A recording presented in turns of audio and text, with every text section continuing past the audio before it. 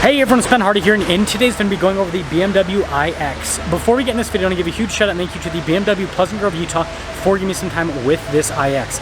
I'm going to include a link to their website in the description down below so you can check out what they have currently. If you have any questions, just ask for Joe. And then on a side note, if you want to save time and money the next time you purchase a car, link to my car buying guide in the description down below. Let's get into it.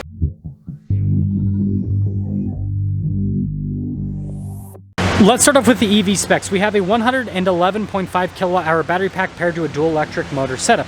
This gives the iX 307 miles of electric driving range, and then this has 516 horsepower and then 564 pound-feet of torque.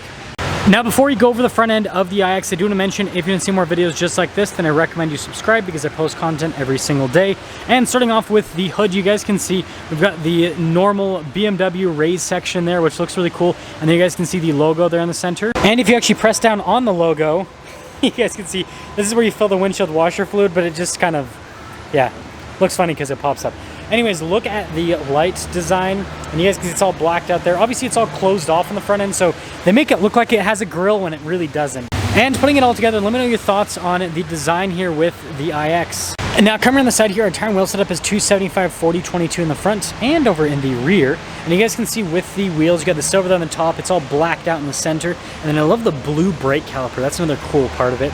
Look at that cut there in the fender, and then you guys can see here with the trim at the bottom, it's all blacked out. But with the body lines here on the side, it's actually really simplistic. And then notice you got the door handles that are inside, pretty interesting. And here's your full side view with the iX. And again, you can really see that simplistic design that's supposed to help out with aerodynamic efficiency. So here's a quick look at the key fob. We got the BMW logo, that's the lock function unlock, and then the opening here for the hatch. And popping into the hatch, you guys can see we have a cargo cover built in from the factory, also at the top as well. And notice we got these controls here to lower down the seats if you need to. But overall storage space back here is actually really solid. So from a practicality standpoint, it's solid. You have these lights, by the way, because the taillights are connected to the panel that lifts up because of US regulation, and they kind of remind me of the lights on the Bentley Bentayga. No, not the Bentley Bentayga, sorry. The Rolls-Royce Cullinan. I'm getting my cars mixed up. Like, doesn't it kind of look like that? Anyways, outside of me not knowing my luxury SUVs, you press that button, lower down the hatch, and you guys can see the taillights, how they're all on the panel right there. Got another giant BMW logo, and then parking sensors here at the rear. And putting it all together, let me know what you guys think about the looks here on the iX. Now, popping inside, you guys can see soft touch here on the door panel. We got a speaker for the Harman Kardon sound system, and then of course the electronic release. And then look at these seats, perforated all down the center. Really cool design. Legroom back here is fantastic. We got a little charging port action, and I guess we got a bug that's living out its days in here as well. Anyways, we've got some vent action down below, heated seats here, and then you guys can see we've got dual zone climate on top of that. And by the way, these seats are incredibly comfortable. And we also have our over-engineered cup holder armrest. Now taking a look at the front door panel, you guys can see again soft touch all over. We've got all of our window controls here with our mirror adjustments. The mirrors do power fold in, memory seat function, and then you guys can see here with the automatic adjustments here on the side, and then you got your door lock and unlock, and then you got the door release, and then the mirrors do a blind spot monitoring. And then here are the seats again, perforated all down the center portion there. And look at this with the carbon. That is so cool to see. Anyways, pretty normal pedals here. You got your light controls there off to the side, and then the steering wheel adjustment.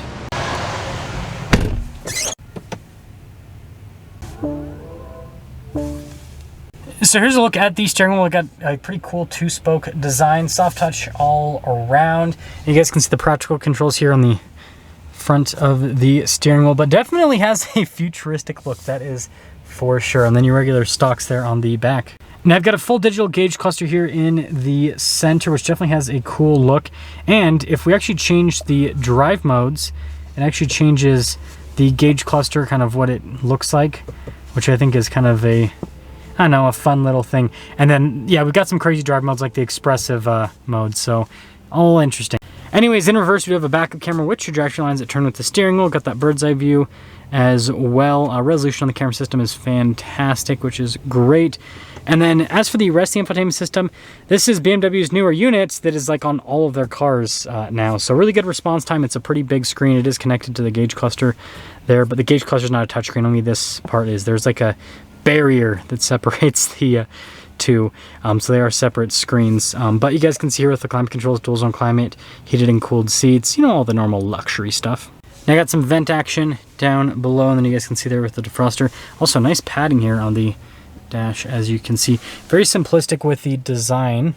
So here is the center stack. You got this like little crystal dial here for the infotainment system if you don't want to use the touchscreen functionality, which definitely a unique look to it, that's for sure. And the volume control as well. Drive mode select is right there. That's for the suspension to raise and lower it. And then you got a little crystal shifter there as well. And then you got stuff like your auto hold, parking brake, stop start for the car. And then pretty big center console. Nice padding here on the top. And look at the trim on the side. And then yes, we got even more storage down below. Right there, some USB action as well. So it's got like a floating spaceship-like center console. And then over here we've got a glove box, as you can see, nicely lined with felt, decent storage space. Got some nice padding on the outside. So lighting's not great because of the rain, but got this cloth headliner, and then we got this big glass roof here at the top as well. There's the ton of glare, so you guys are going to be able to see anything. Base MSRP $87,100, total MSRP $101,630, and let's see if it's RIP Tesla.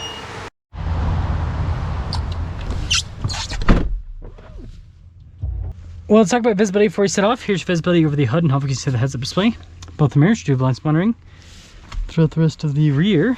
And, well, let us set off. It's so weird to have seat adjustment controls in a BMW on the door panel. I'm just not used to that. This steering wheel also feels kind of strange. It's been a while since I've reviewed one of these iX's, and I kind of forgot how weird the iX actually is. It is definitely a strange electric SUV. So first off, just like all electric cars, it's quiet, instant torque, right? And it's really comfortable. Like that shows me the range differences if I use climate controls versus not. It's a pretty big difference, 237 versus 275. But I've noticed that with the electric cars, right? You use your climate controls and you lose a lot of range. But yeah, it drives really well.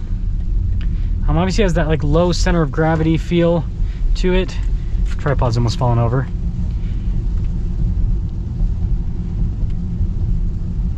It's comfortable. Again, it's got the bigger wheels, but it's still comfortable. That is flooding. My goodness. My goodness. But yeah, going over bumps, it does a good job. I will say I just drove an X7 before this. The X7 is definitely more comfortable than this iX. So there is that. We're gonna turn this on so we get a little bit of air. But it's also it might not be lighter, but it's also kind of like a smaller vehicle, so I guess that makes sense. Interesting to see how this does over this little bump here. Pretty good. Not as good as the X7, but pretty good. We are in the sport mode. Makes the cool sound effects when you're in the sport mode. I will say I wish more electric cars had something like that, because it's kind of dorky, I get it, but it also like it's cool. It's cool to have like the just, I don't know. I think it's fun. I think it's fun. But anyways, let's sum things up. Actually, I think it makes the sound in efficient mode too. Maybe I'm wrong. Let's see here. No, there's nothing. Let's try expressive. Yeah, there we go. Sounds like a movie's starting. Let's try